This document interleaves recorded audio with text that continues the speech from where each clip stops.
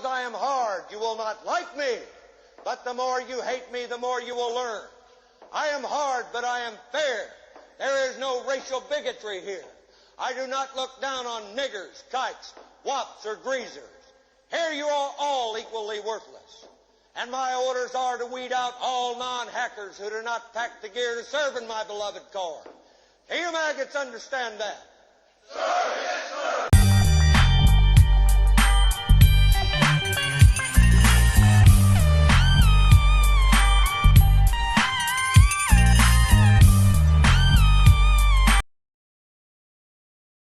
We are back with The Mandalorian Episode 2. Now before we begin, I need to address some comments that were made on my previous review which had somewhat of a mixed response to say the least. Before the review even fucking aired, I was bombarded with some of Disney's biggest marks. Let me start off by addressing the thumbnail. Blandalorian does not mean I hate the show by default.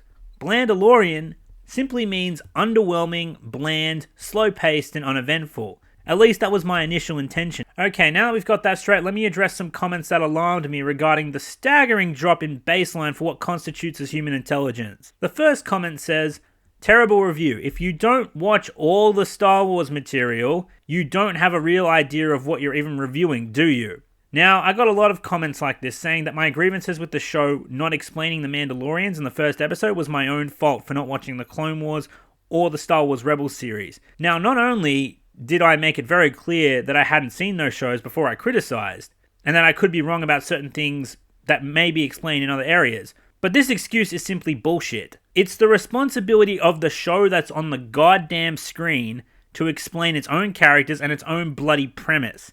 It is not the responsibility of an animated series, which is completely separate from what I am watching. Everyone clear on that?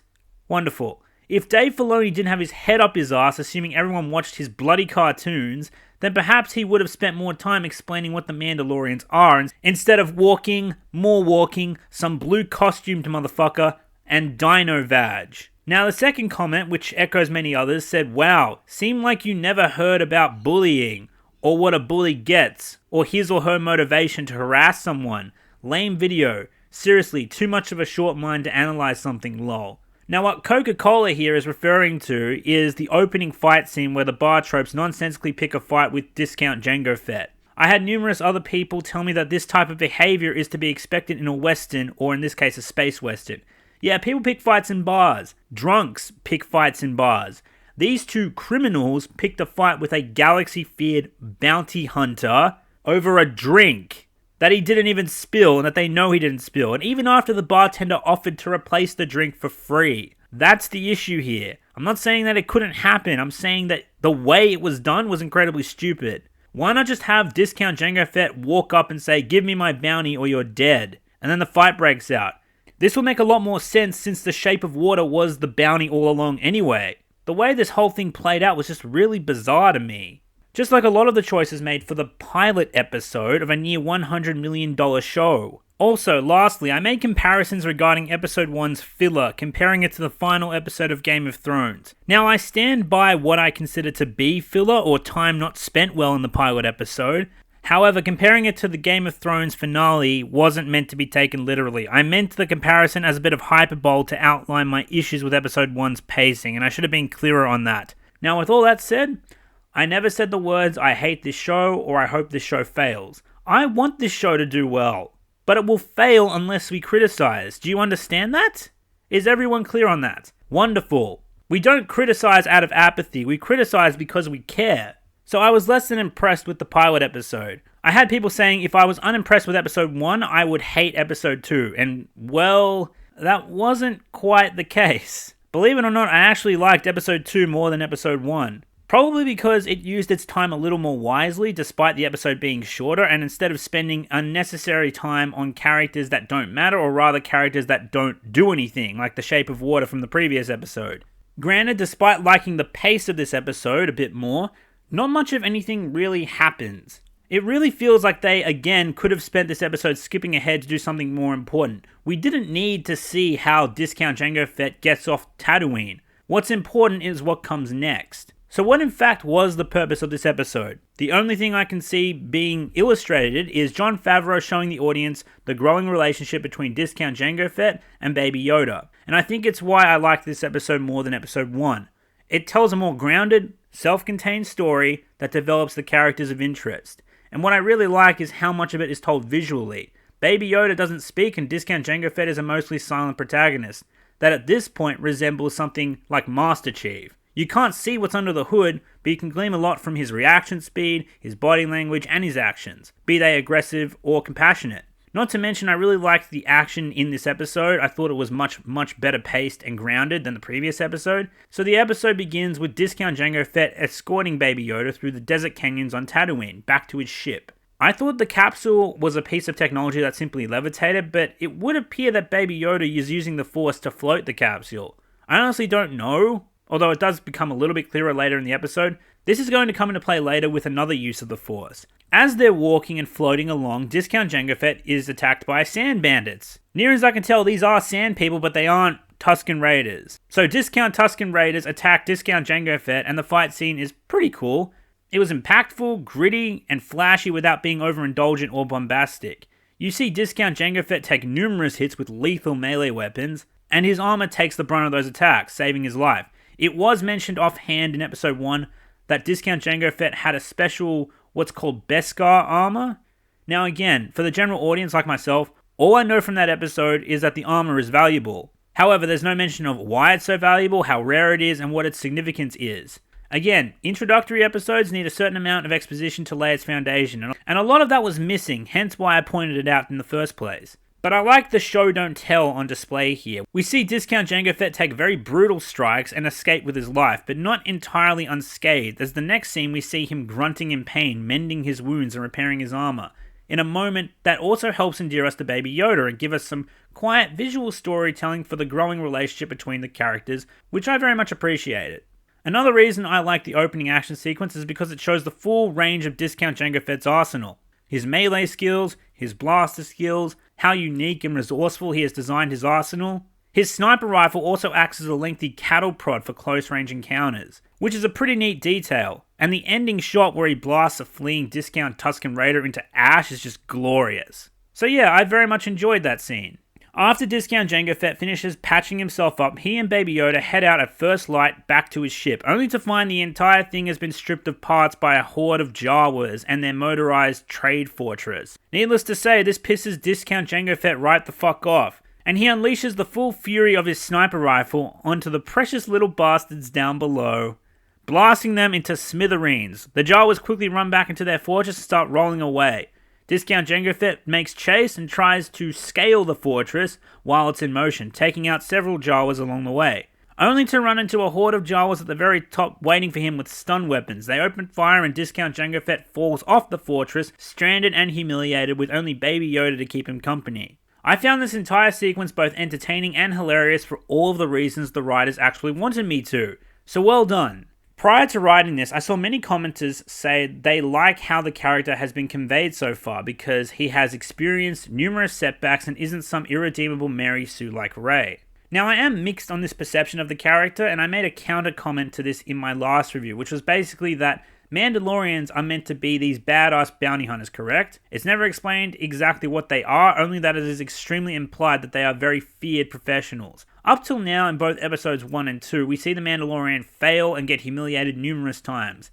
And while this does help humanize the character and help us relate to him, at the same time it downplays the significance of the Mandalorians as a whole. I would be absolutely fine if the character started out as a Mary Sue to build up how intimidating and dangerous he is, promoting the reputation of the Mandalorians as a whole to the audience. And then somewhere around the midpoint of the season, have him meet a rival or an antagonist that tests him fully. I don't like to make criticisms along the lines of, oh, well, it should have been done this way, because as someone who isn't the creator, I don't have the right to dictate that.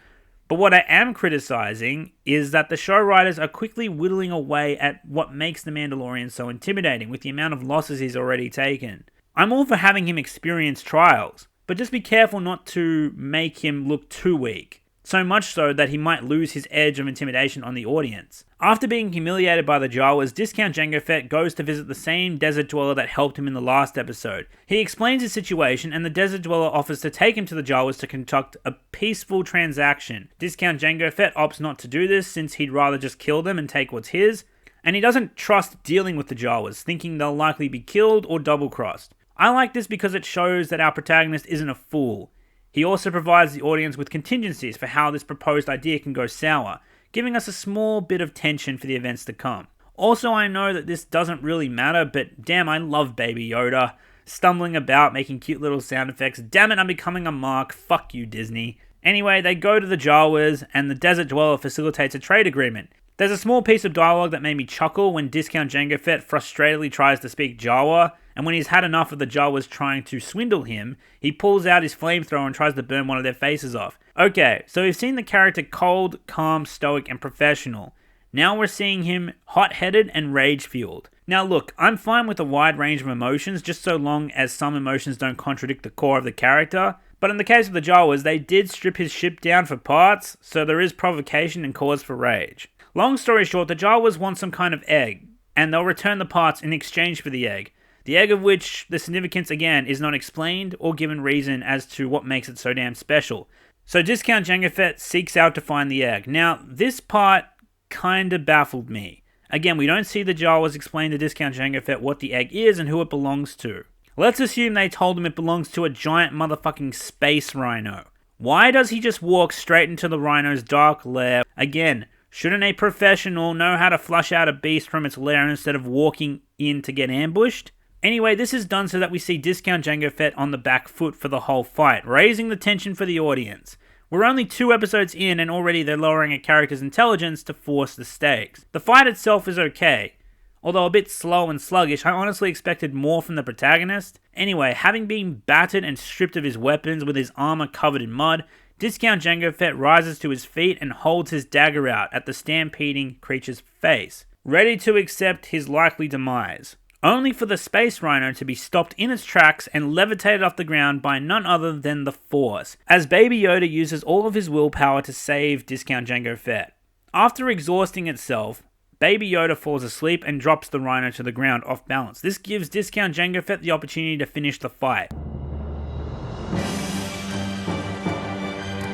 The way he kills the rhino, though, is pretty bizarre. He stabs it with a 6-inch blade in what looks to be the rhino's shoulder, and the rhino just flops dead. Again, even if he stabbed the rhino in the head with that thing, I doubt it would actually kill that mammoth of a beast, because the blade is just so freaking small. But yeah, Discount Jango Fett kills the rhino with a stab to the head or shoulder, and collects the egg. He takes the egg back to the Jawas, and its only significance is that it's edible. Right. Again, this is just really bizarre. The Jawas would have had a better chance of getting the egg on their own. And how is an egg worth more than all of the parts that they seized from Discount Jango Fett's ship? If the Desert Dweller said something along the lines of, these eggs are more valuable to Jawas than 50,000 credits or something to that effect, I'd be far more accepting of this chain of events. Anyway, Discount Jango Fett, Baby Yoda, and the Desert Dweller take the parts back to repair the ship. I like how they explore Discount Jango Fett some more by having him visibly confused about his near-death experience, unable to comprehend what he had just witnessed. What the audience can take from this is that he's had no interaction with the Force before that very day, meaning that it's safe to say he's never come across a Sith or a rogue Jedi. See what I mean by I want the show to tell us something about the character? I don't always mean blunt exposition, there are ways to fill the gaps. I just wish they filled more gaps in the pilot episode. Speaking of gaps, here's one. In regards to the Baby Yoda being proficient with the Force, this is honestly kind of baffling to me. Reason being, we don't know how rare Yoda's species is. Hell, I didn't even know it was rare until my commenters told me so. Yoda was the most powerful Jedi for a time, and he lived a very long life. He became a powerful Jedi through years and years of experience. Now, it's part of the lore that Force sensitivity isn't quite clear, and other than your sensitivity depends on your midichlorian count, and that the sensitivity can be passed on through genetics. So has Baby Yoda been studying the Force for decades, or is he just naturally ridiculously Force sensitive? And for that matter, is Yoda's entire race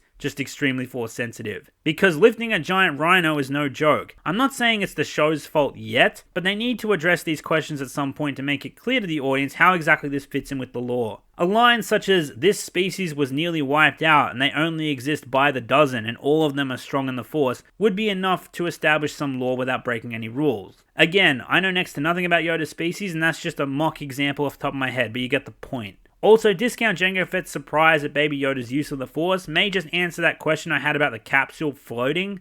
If it was floating on its own or if it was floating via the Force. Also, using the Force made Baby Yoda physically exert itself, and he relaxes while he's laying in the capsule, so it must just be levitating via technology. Anyway, after the Desert Dweller and Discount Jango Fett ride Dino Vag back to the ship, we get another montage of the two of them, and this time they're fixing his ship. And yeah, okay, I guess this is kind of necessary to show since they can't exactly snap their fingers and make the ship good as new again, so I won't dock points for that. And then Discount Jango Fett says his goodbyes to Desert Dweller, and I like how Discount Jango Fett offers him a job on his crew. This tells us that he's not against having interactions with other people he's grown to respect, despite up till now being a mostly silent protagonist. And the reasoning behind why the Desert Dweller doesn't join him is honestly retarded. First, Discount Jango Fett offers him a portion of the reward, and the Desert Dweller tells him, "I cannot accept. You are my guest, and therefore I am in your service." Okay. Then Discount Jango Fett offers him a spot on the crew, and the Desert Dweller says, "I can't. I have worked my whole life to be free of servitude."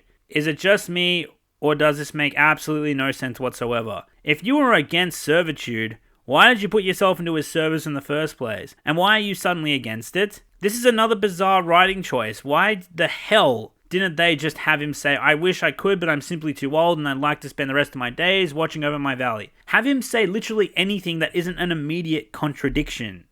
Anyway, Discount Jango Fett bids farewell and leaves Tatooine, and that wraps up episode 2 for the Mandalorian. Now, some closing remarks. Again, I liked this episode better than the first. I like how they showed us a day in the life of a bounty hunter without over-bloating it with filler. Admittedly, not much happens at all in terms of the plot for this episode, so I'm inclined to agree with those who called this whole episode filler, but it wasn't a total waste of time. I like how the story focused more on the protagonist and the character of interest being Baby Yoda, which I can see becoming the main focus of the story, at least I hope he does. The action scenes were great, the episode looked and sounded brilliant, and again, I'm not totally against filler episodes, because we get to see a look into how the characters conduct themselves when there's nothing major going on.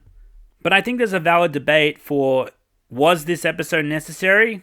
We're 2 episodes in, and the only plot we've gotten so far is that the Mandalorian is a bounty hunter, and Empire loyalists sent him to find Baby Yoda, and Baby Yoda can use the Force. That's it. That's the only plot we've gotten so far. And again, the factions, rules, world, and lore still needs a good chunk of explanation to get the general audience immersed in this story. Because again, there are still numerous aspects of what I have seen thus far that make me ask, what the fuck does that mean? But hopefully these questions will be answered in time. Thanks for watching my review, and a special thanks to my Patreon and Subscribe Star supporters. You guys are amazing. If you'd like to support me on Patreon with $1 per month, the link is in the description, and if you'd like to interact with me and my community on Discord, the public link is also in the chat. And with all that said, thanks for staying till the end. I hope you enjoyed the video, and I'll see you all next time.